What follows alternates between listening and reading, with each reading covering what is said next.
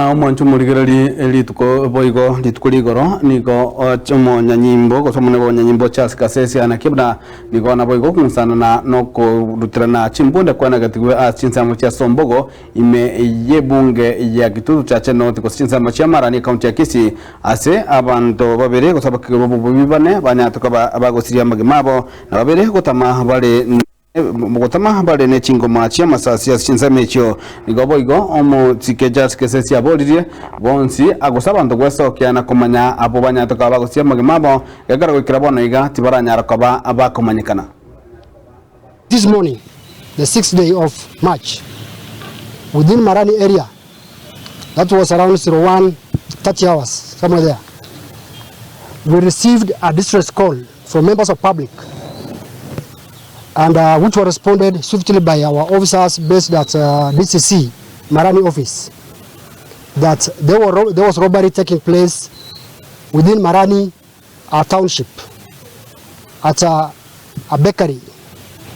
So, upon responding, our officers arrived there. We found that the robbers have already left the place. They were able to chase them towards Sombogo tea factory, and upon nearing that place, Sombogo center, the tuk-tuk make Piaggio lost control, and the suspects started shooting at our officers.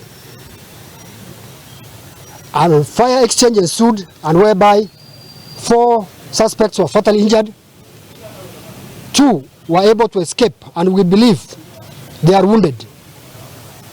So we have also launched an investigation to find out whether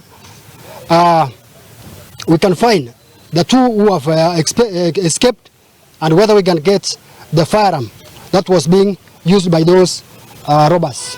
For members of public, that they keep on providing information as they have always been doing, and we shall keep it in confidence.